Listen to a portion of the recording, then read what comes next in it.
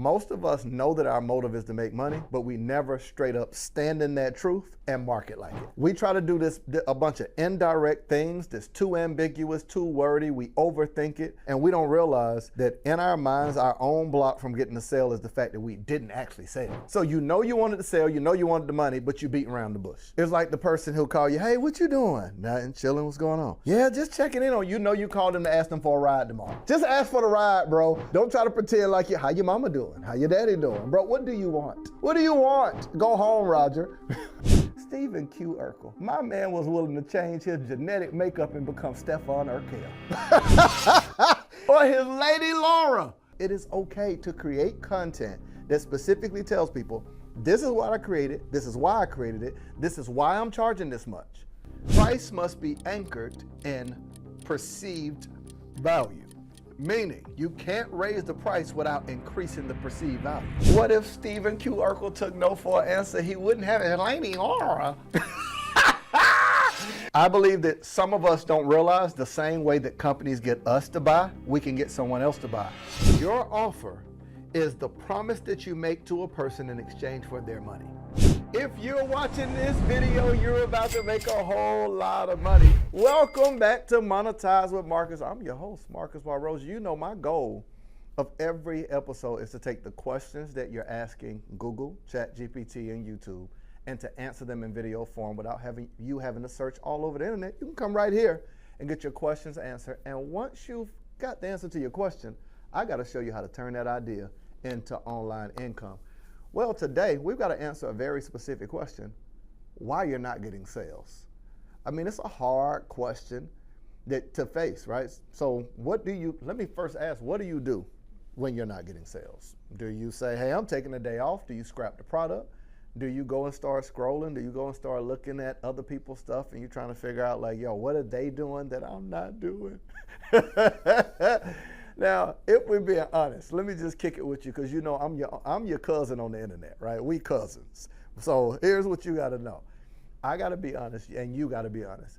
You're not hating on people, but you got to admit, sometimes you look at some of the stuff that people are doing to make money, and you be like, I know my stuff better than that. Like, have you done that before? Where you saw somebody's stuff, and you're like, and did they sell this for how much? $1,000 for this? You looking at people, of course, like $5,000 for this? You're not hating, you just got questions. And you're trying to figure out how are they getting the money that you feel like you deserve and should get. Now, nothing's wrong with that.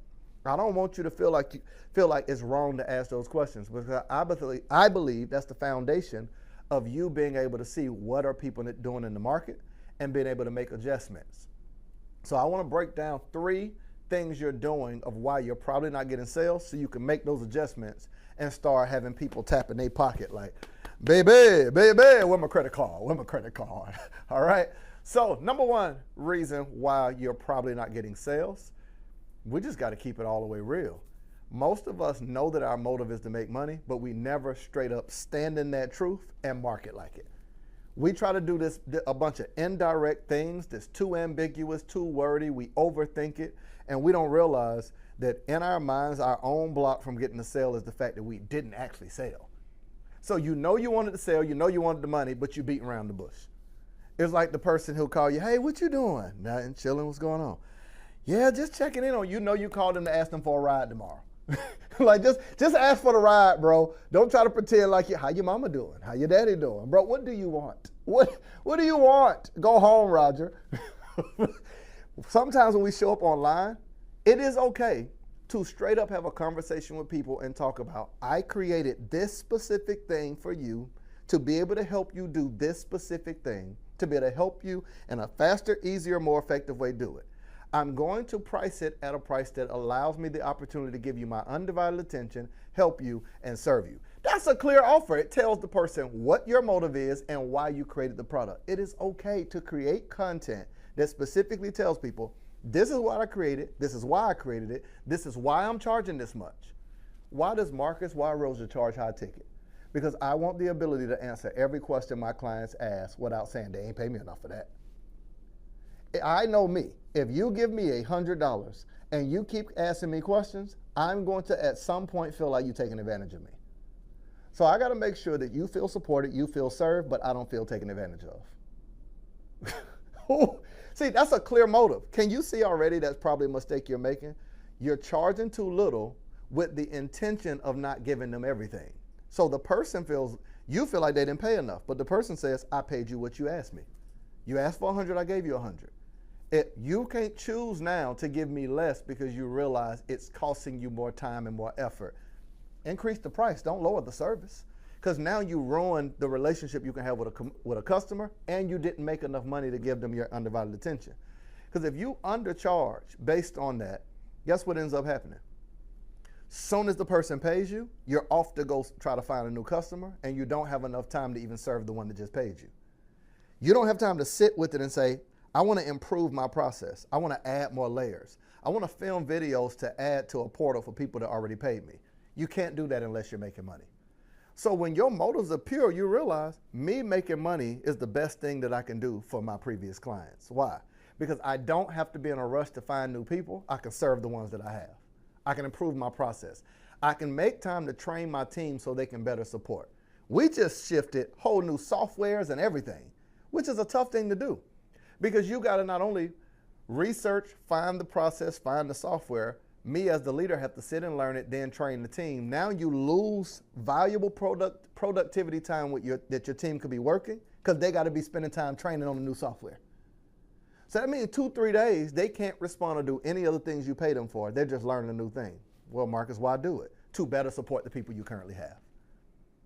You get it now. So number one reason why you're probably not getting sales, because you're not asking for it. You're not asking for the sale because you think asking for the sale will lose the sale. And I'm telling you, not asking for the sale is losing the sale. You know who's going, like, fellas, come here. You know what girl will go out on a date with you? The one you ask. You know which one won't go out on a date with you? The one you don't ask. Why? She gonna feel like he must not be that serious. Why? He never asked me. Well, you should know how I feel about you. I text you every day. Yeah, but you don't be talking about nothing. Well, how does that relate to social media? You post every day, but you don't ask them people to go on a date with you. What's a date? Webinars. What's a date? A virtual experience where you get to spend time with them longer than the 30 seconds of scrolling in the dating pool of other people's content. When do they spend exclusive time with you and your content? Invite them on a date. When's the last time you went to the internet and invited them on a date and said, I am thinking about planning out my content. I would love to know who would want to be a part of a virtual Zoom where we plan our content together. In between that, I'll actually be teaching you how I choose what content. So not only will we plan together, I'll be teaching it to you. At the end of it, a few of you will get an opportunity to be a part of my new program that I'm actually rolling out. One to help you plan your content, launch your content, blah, blah, blah. See what I just did? I'm telling you what my motive is, to invite you into a date with me to learn the thing that I plan on selling. And I'm telling you in advance that for some of you that are there, I'm going to sell it to you. Guess what happens? Everybody that shows up, they're not surprised when you ask them, what's up? So what we doing? You want to come back to my place? They ain't shocked. If you say, hey, come on, fellas. Hey, you know what I'm saying? You want to hang out and go grab something to eat, and then afterwards we go chill in the jacuzzi at my place. She ain't shocked when you ask her to come get in the jacuzzi. But if you invite her on the first date and then say jacuzzi, scram, you creep. Okay, you're like, that's a little crass. Okay, I'm sorry. But you get my point. I got to give dating examples because y'all be tripping. Y'all know y'all my cousins. So number one reason why you're not getting the sale because you're not asking for the sale. Number two reason, should we go to the board and write this out? Yeah, let's write this out. So number one reason, let's do number one right here. Number one reason, you're not asking for the sale. You're not asking for the sale. All right. Oh, there we go. For the sale. I'm talking about in content, in DMs. Where can I find you online telling me how I can buy from you? No. Pull out your phone right now. Pause me. Pause me right now. And I want you to go to your social media and I want you to look through your last 9 posts. Which one of them tell me how I can work with you? Not ambiguous. Which one says, here is why my clients hire me? Here is one of the things I do for my clients. I am now accepting 2 people today. do this to get access to this. When's the last time you did that? All right. Let me move on. You're welcome, cousin. Number 2 reason. We got to draw this one out. Number 2 reason why you're not getting a sale is because we got to draw this so you can see it visually, and then I'll tell you the wording of it.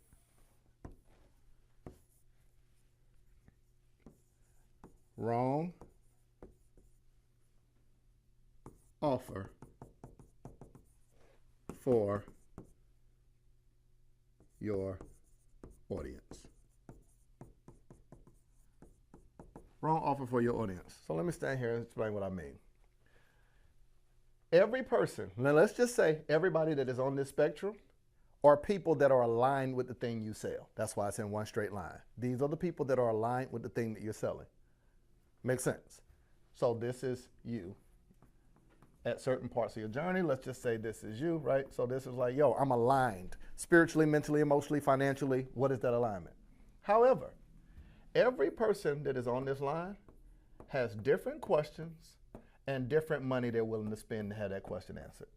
Some people refer to this as a pain point. However, every customer is not paying to remove a pain point. Some customers are paying to support the solution, the pain point they already paid to remove, meaning they paid somebody else already to remove the pain point.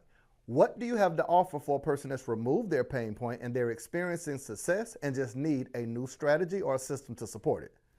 Sometimes you're offering the wrong offer. You're offering a pain point offer instead of an offer that helps someone to create a process to support their success. Everybody, how to make your first $3,000. Everybody ain't trying to make $3,000. Some people already made it. How to make your first 5 figures. Everybody is not trying to make their first 5 figures. Some people already made it. Who's the easiest person to get to pay you? People who already got the money. All of you. So when I say this is why you're not getting sales, sometimes you're probably offering the wrong offer for your audience. If I'm here, I got level 1 questions. If I'm here, I got level 2 questions. If I'm here, I got level 3 questions. Typically, the further you get in the alignment of your business, you aren't dealing with people that just want more information. You're dealing with people that want to know, how do I take what I already know? Don't teach me nothing. Tell me how to take what I know and create a strategy to get a result from it. So you're now talking strategy related. You don't even, people at this level, when you say, hey, you're going to get 27 modules, you lost them. Why? They don't want 27 modules. They don't even want to watch no video. What do they want? They want to hire your team to do the thing that you can do for them. See, you see what I'm saying? This is one of the major reasons why people are losing sales right here. Because I keep finding entrepreneurs that only, let me say it this way. I keep finding entrepreneurs that are only trying to work with people that are struggling, that are uncertain. There's a concept, and I don't want to get us off track, that I'm going to teach my inner circle that I call closest to the whole clients. Meaning, you ever played that old game? What's the little game? Is it skee ball? Is that what it is? The little ball and you roll it, right? What's the easiest one to get? The ones in the middle. What's the hardest one to get? The one to the left and to the right, right? So you play skee ball. You ever notice you try to get the one to the left and you end up getting 0? But when you keep doing the first one, it's easiest to get, but you hit it more consistent. You know what I'm saying? So you got 10, 20, 30, 40, 50, and then them 2 top ones is worth 100. You're behind me trying to get that 100, but what? You miss it, right? You don't get it very often. Imagine if those holes are clients that are sales. They're harder to get. Who do you want to market to? Closest to the whole clients. Well, who's closest to the whole? The person that already is aware they have a problem and ready to pay for it. Who's hardest to get? The person you got to convince they have a problem, the person you got to convince that they should pay, the person you got to convince that you're the best person to work with. It takes a lot more balls or a lot more tries or a lot more content or a lot more process to make you aware of the fact you got a problem, teach you the information on how it can work for you, convince you on I'm the person that can help you, then convince you on the price point. It takes you 4 or 5 tries. But who's the person that you need? People who are already indoctrinated with your message, closest to the whole, already showed interest. So this is number 2 reason. The wrong offer to your audience. I want to challenge you to say, when's the last time you tried to sell to someone that was not in the beginning of their journey, but someone who already had money, was already ready to buy? What message do you have for them? And number 3, third reason why you're not getting to sell, Number 3. Was that good? Was that as good for you as it was for me? Number 3. Number 3 reason why you're not getting a sale. When we go, no follow-up. No follow-up. No follow-up. Now, I'm going to just do this really quick.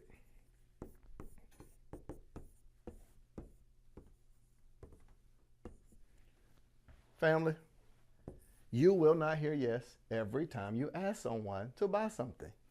You're going to get some occasional no's, some occasional yes. You're going to get a larger percentage of people to say no than says yes. This is just the reality. Why do I say this? What percentage of what do you think is a high percentage for a sales close rate? Anywhere between like 18 to 23% is actually considered high. If you do a live event or a virtual event, a 20-something 30% close rate is very high.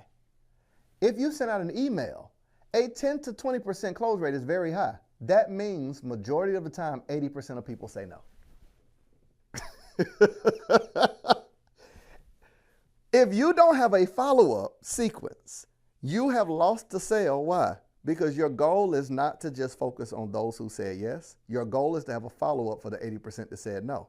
Because you can turn 20% into 40% if you're willing to follow up. You can turn 40% to 60% if you're willing to follow up.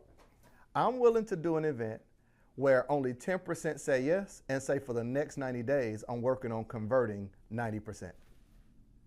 How much money are you leaving on the table? Because people said no and you had no strategy to follow up and to nurture them. Come on, fellas. I want everybody that's listening to me, let me lean forward. I want you to follow after my boy, 𝗕𝗲𝗃𝗁. 𝗕𝗲𝗃𝗁. My man was willing to change his genetic makeup and become 𝗕𝗲𝗃𝗁. For his lady Laura, my man was averaging a percentage of all no's. Go home, Steve. Now, I use that example because you're born in the 90s, you know it, but the show ended with Steve getting his girl. I'm telling you, what if you dump your email list? Watch this strategy. Here's what I want you to do. Here's the takeaway. I want you to go to your email list, and I want you to pull all the people that are on your email list that have not bought from you, that aren't a client, aren't a customer. What's the difference? A client is someone who works with you, a customer is someone that bought a digital product, etc. Take all the people that were customers that bought a digital product, and your goal is to turn them into a client to get them to buy your service. Take all the people that are not a client that didn't buy nothing, and your goal is to create a follow-up strategy to get them to either come to a date with you, virtual event or something of that nature, or to buy from you, sales call, etc. How much money do you think you can make by just reaching out to people that have not said yes yet? So I'm going to ask you again, how much do you think that you could make if you just reached out to the people who haven't said yes yet? Hear the wording. Hear the wording. I said yet. I said yet. Come on, you know. Fellas, let me holler at y'all. Let me holler at y'all. I just talked to y'all about 𝗕𝗲𝗃𝗁. What if 𝗕𝗲𝗃𝗁 took no for an answer? He wouldn't have it. Lady Laura. Oh, I'm trying to tell you what. Come on. What if Screech? Y'all don't remember Saved by the Bell? Okay, I'm an 80s baby. What if Screech gave up on Lisa? And I could go on and on. Okay, forget television sitcoms. I'm just simply saying, what if your mama, your daddy? Okay, too far, a little too far. Okay, but I will say this. I believe that some of us don't realize the same way that companies get us to buy, we can get someone else to buy. Please don't miss this. I'm not saying hound someone, overly be salesy, convince them to do something they don't want to do. I'm simply saying be intentional about helping someone make a decision to do what they want to do. I'm going to say it again. I'm not saying convince somebody, hey, want to buy my stuff. Don't be that person in the mall that's hounding people like, my man, let me clean your shoes. No offense if you're the person saying, my man, let me clean your shoes. It bothers me sometimes. But I'm simply saying if a person already knows they want to do something, they want to buy a plane ticket, they went online to look for a plane ticket, they looked, it was on sale, and they said, I'll wait. Following up to help them make the decision is not selling them something, it's helping them make a decision they already want to make. Person's looking for black shoes for an all-black event. They looked at the shoes, they tried them on, they loved them. They're like, I'm going to look around and see if I can find cheaper. following up with them to show them how you'll give them a discount is a win because you're helping them make a decision they already wanted to make. So my question to you is, if a person opted into your list, meaning they went, gave you their email, their phone number, them coming to the page said that they were interested. Why did they say no? What do they need to hear? When people come and they opt into my page, and let's just say they opted in, but then when it was time to check out, they didn't check out. I'm going to assume you was not just on your phone scrolling and Googling my page. That means you saw a piece of content on social media. From that content, you typed a keyword. From that keyword, you went to the page. That means there's only one of two reasons you would have said no. The price, or confused about the process, or you got distracted. Okay, that was 3, but you get my point. So that means you went to the page, you're like, I don't know if I want to pay that. That's one reason. 2, how does this work again? You had questions about the process. Or 3, you got distracted. It's my job to follow up with you to figure out which one of those 3. That's not overly selling. That's saying you came because you were interested. You did not land on my page by accident. So our job as business owners, our job is to make sure that we are not just, when we ask ourselves the question, why am I not getting sales? Well, how are you not going to outmarket McDonald's when everybody knows McDonald's? How are you going to not market Apple when everybody knows Apple? How are you going to not market the Super Bowl happens in February, but they do commercials every year? How are you going to not market billion-dollar companies that has market saturation? Yo, we know inside the NBA, we know TNT, NBC, ABC. How do we know all these things? How do we know Amazon? Because they market. So how you think that they're going to see you one time and you're going to say, well, I ain't finna run behind nobody. Listen, this ain't boyfriend, girlfriend, this business. Drop the emotion that you have to what you think is running behind someone. Be intentional. Stand in the seat and make sure that you are actually doing everything that you can in your power to help people. Let me give you this real quick, cousin. You know I'm your online cousin on your YouTube and your Instagram side. If we related on Facebook, I need Ancestry.com. I don't know. That's third cousin removed. Okay, so check me out. Here's my question to you, cousin. We got to be honest. Some of that stuff is just emotion. That's emotional baggage that convinces us that doing certain functions in business, we ascribe to us as an individual person. If you're selling products, programs, services that help people, to take your personality type and say, well, you know me, I'm more laid back. That's cool, you that as a person. Your personality type as a person got nothing to do with your intentionality around business. You got to make the separation. We're going to have to make this separation. Well, you know I'm real chill. That's cool, be that. I'm not saying you got to change. But if you want your business revenue to change, something in your business has to change. I don't know if you getting what I'm telling you. So I'm going to give you 2 more things. And you are like, holler at me in the comments. Tell me this helpful. That was me just having a hard conversation with you. That was me having a hard conversation with you. Like when Jody Mama said, when Jody friend said, Mama gotta have a life too, Jody. Mama gotta have a life too. Well, I'm trying to tell you, you gotta get sales too. You gotta get sales too. You can do better than this. I believe in you. I believe in you. All right. So let me give you a quick recap, and then I want to add 2 more reasons why you're possibly not getting the sale. Shout out to my family, right? Shout out to my family. I hope y'all are getting great value out of this. And this is me every time. My goal, I'm going to say it again, is to take the questions that you're asking ChatGPT, that you're asking Google and YouTube, and answer them for you in video form. You might have asked, why am I not getting the sale, or how to get more sales? Well, I'm going to answer it for you and then show you how to take the answer to that question and turn it into income. Okay, let's go back to the board. Reason number 1, we rewrote this out. Not asking for the sale. Like, you like, hey, why didn't she go on a date with me? Because you never asked. You beat around the bush. Hey, what you doing Friday? You asked her what she doing Friday, but you didn't ask her out on a date. So you think alluding to the thing you want is the same as asking for the thing you want. Quit playing games. Quit playing games. Number 2, wrong offer for your audience. And we broke down the whole system of, you remember when I showed you that they are on all right, I got to rewrite it in case y'all forgot. We did this little example right here where they said they're in alignment with you and they have questions, and each question they're willing to pay for. So we said wrong offer for your audience. And the third thing we said is you don't have any follow-up. Now I'm going to give you 2 more, okay? 2 more reasons why they're possibly not buying for you, and I want you to write, pause me right now. Don't you play with me. You write these 3 down. Cousin, come here. Write these 3 things down. Number 4, wrong OPP. And I'm not talking about naughty by nature. Wrong. Oh, okay. I keep forgetting that some of y'all watching me are B2K babies. You're not 80s babies.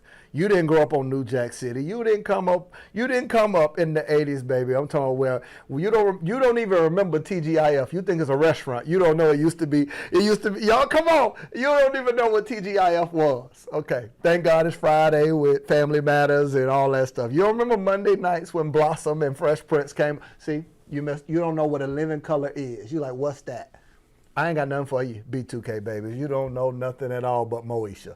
Okay, so wrong OPP. What does that mean? Now, number 2, we mentioned wrong offer for your audience. But watch this.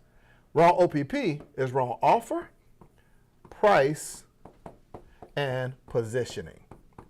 This is something nobody, I know my YouTube people get mad when I misspell words. So let me go back, because you're going to be like, I can't take your advice. You spelt the word wrong. Well, I'm teaching you how to make money, not spell. It ain't a spelling bee. Wrong positioning. Okay? This, family, is so important, and I don't hear anybody online talking about it. I'm going to clearly define for you real quick, what is an offer? We got questions around that. When we mention price, how do we come up with our price, and what is positioning?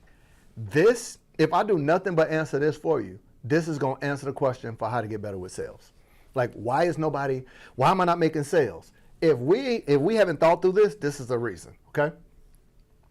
When I talk about an offer, let me clearly define this for you. An offer has nothing to do with just the product or course. When I say, what's your offer? Oh, I got an ebook. You normally start telling me what you sell. Hey, I have a course. Don't miss me, family.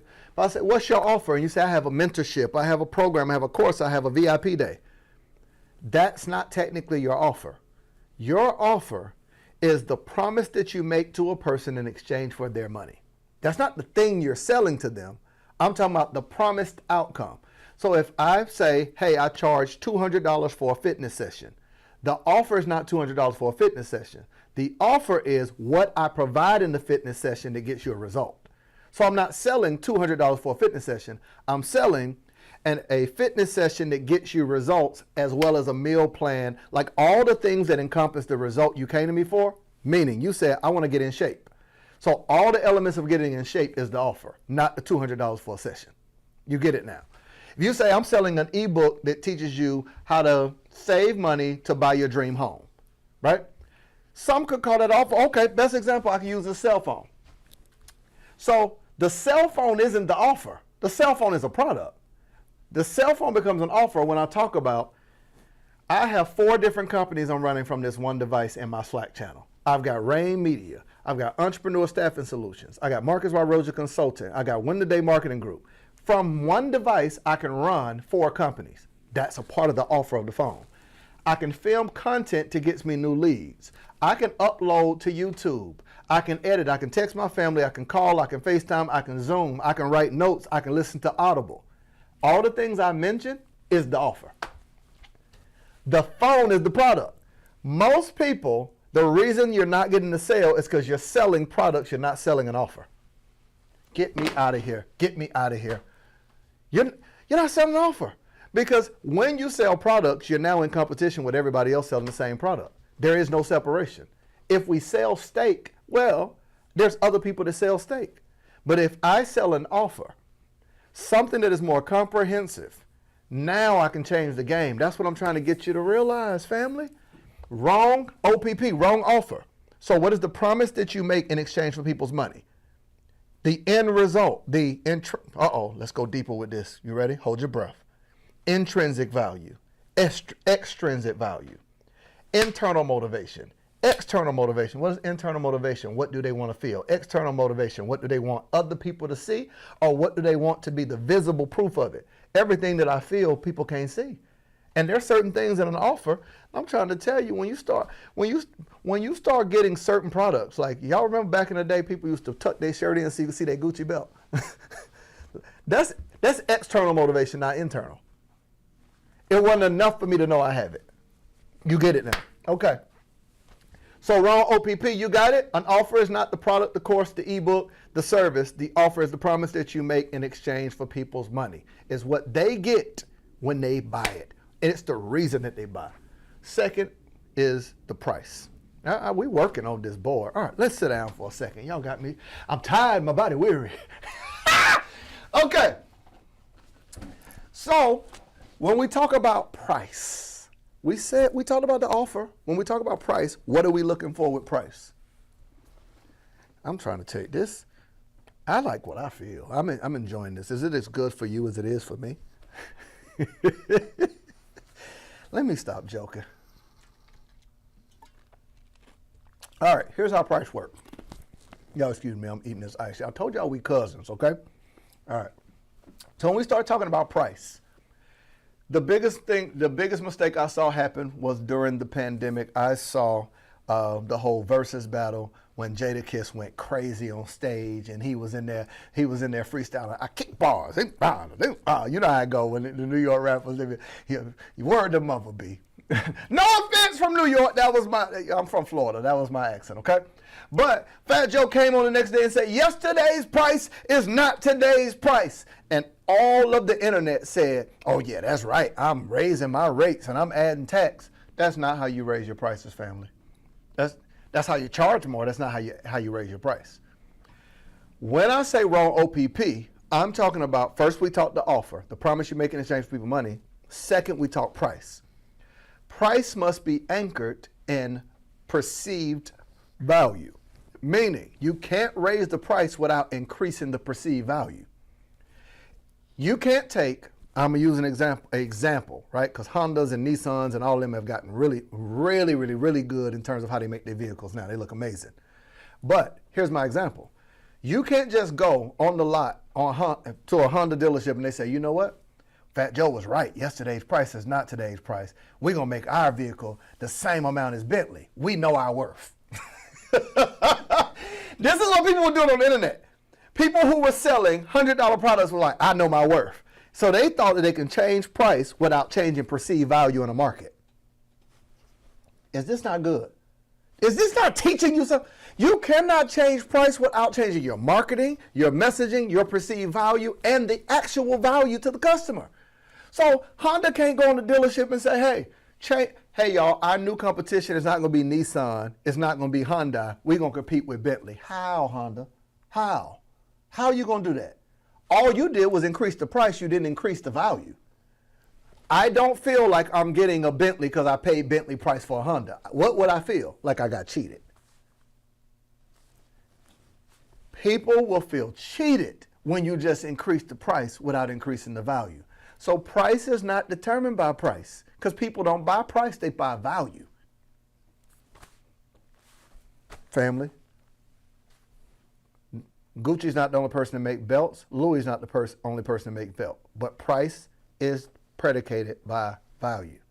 We can all get on the same airplane, so we know that it's the same plane. But when you walk past them first few seats and you look down, that person already been sitting down, them first few seats, same plane, but the value is different in first class than comfort than basic economy.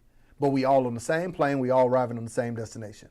I'm telling you, in your business, if we use that example and we said it's an airplane, you could have different models and things in your business, but when you are marketing the wrong offer, price, how do we increase value then? How do we increase value? You're probably going to have to add something to it that takes away something else they would have to buy in addition to it. So I'll give an example. What if I wanted to increase the price of my course, but I added with it an in-person event where I walk you through in a 2-day how to do the things in the course? Well, I just took the same thing, you get access to the course, but it comes with a 2-day to walk you through it. Now the value increased, so the price can. Let's just say you don't want to do in-person, virtual. Hey, we do a virtual conference where I invite other friends and colleagues to go deeper with the 4 elements of the modules in my course. Now the value increased. You cannot just change the price because you feel like you're worth more. That's not how this works. And you're like, why nobody's buying it? Wrong OPP. All right, let me go to the board for a second. So we said, I think we're doing a good job. All right. We already taught this part. Oh, let me change the color of this. Let's go. Let's go red. All right. So we said offer, we already dealt with that. Price, we dealt with that. We answered them questions. Now we got to deal with positioning. All right. So one of the things that I don't think most, let me rewind that back. Some, not most, that's bad wording. I got to be responsible with my words. Some entrepreneurs, not you. We're talking about our other cousins, the ones that's on Facebook, not my cousins that's on YouTube and Instagram, okay? But my Facebook cousins that are entrepreneurs and that are coaches and service providers and experts. Positioning has to do with how you take who you are and place you within the market. So I can show you this really quick. If two people are doing the exact same thing, how does a person decide which person they do business with? Apples to apples, oranges to oranges. I'll keep with the flight example. If I told you I'll buy you a plane ticket to wherever you want to go, pick between these two airlines. Do you want Delta or do you want Spirit? Answer in the comment. Which one you want? Which one you want? Come on, answer in the comment. Now, I know one of you gonna be that person, like, well, technically I'll take Spirit. That's fine. You'll be there. The rest of us over here, okay? Why would you, now listen to this. Both of them are airplanes. Both of them allow you the opportunity to go to the airport. But when we start deciding between the same thing, but two different brands that are positioned, we choose Delta. Why? Their positioning is different. How they're positioned in the market of perceived value, experience, customer service, all of those things. Now, how do we change positioning? One of the ways you change positioning is through your messaging. So I'll give an example. I don't use the word course at all. We as a company went out of business, not in a negative way. We decided to no longer sell courses. So that part of our business, we closed, like a liquidation, blowout sale, like if you were selling couches. We no longer sell courses. So our position, the moment we decided, man, he's a coach, a consultant, but he's not selling courses, this is a different positioning. Why? We are the company you come to when you want to create a course, a mentorship, a program, and start getting sales to generate revenue online while working less than 8 hours. Totally different positioning than a person that says, I'm going to take you to the next level, help you make money. Other thing, our positioning is different. I never market how much money I make. I market my clients and the result and the process I provide for them. Different positioning. I don't do lifestyle marketing. I do value marketing, meaning my strongest asset is my ability to teach, not what I have and what I do. So you don't see my family. You don't see where I travel, how I live. Why? My strongest asset and my positioning is the ability to break down and teach stuff like what I'm teaching you right now. The average entrepreneur can only teach what-based content, or what I refer to as to-do list content. All you got to do is, and they give you a list, but they never teach you how. How requires a person to have the skill of teaching, coaching, consulting to walk you through a path. Different positioning. What I'm breaking down for you right now, this is a part of my positioning. I took complex things like offer creation, pricing structures, market saturation. See these $2 words? And I reduced it to OPP. That's part of my positioning. That I have a skill that can teach people how to do something, and I also have a business that does done-for-you services, so we do it for you, so you get immediate results, and then we teach you on what we built for you. We franchise our business. That's totally different positioning. For your business, is it going to be a language change? Is it going to be a service change? Amazon positioned themselves different than everybody else in the market. Why? Because they started offering faster delivery than anyone else.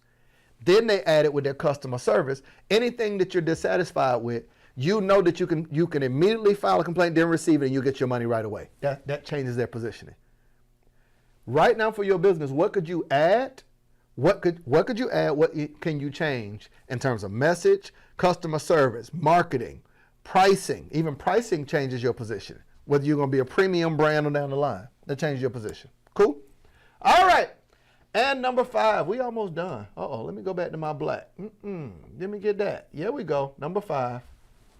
Let's move up. This is going to be the hardest part to teach. Number 5. You scared.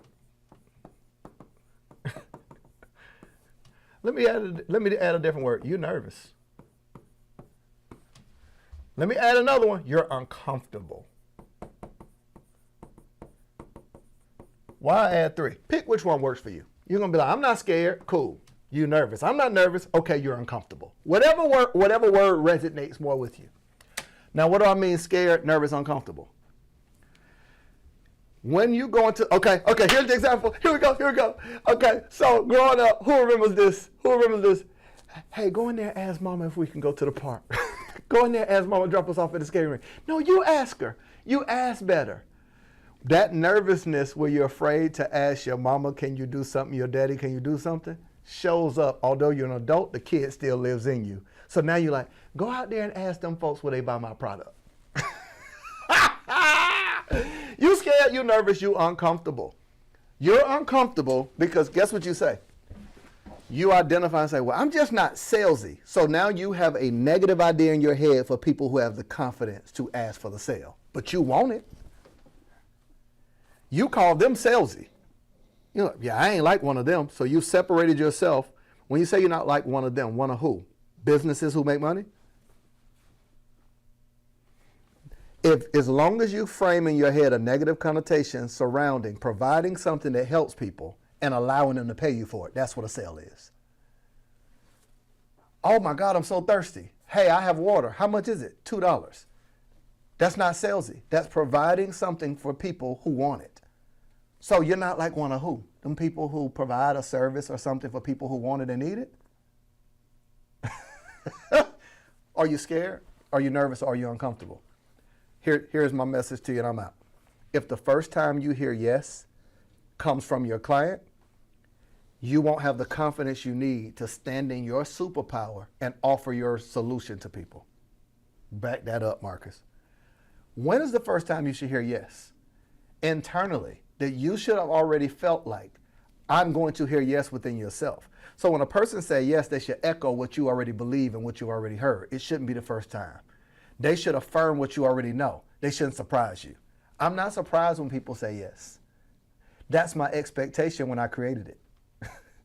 So when I present it, I'm not scared, I'm not nervous or uncomfortable. I'm confident in the fact that it is my empathy for a person. It is my skill, it is my empathy that I cared enough for their problem. It is my skill that I created the problem. And then it becomes my confidence that I marketed it. Back it up! It is my empathy. I cared so much that I paid money or I took time to create something. It is my skill. I was good enough to do it. It is my confidence. I will market it to people who need it. That's what I need you to do. Don't be scared. Don't be scared. This has been another wonderful episode. Family,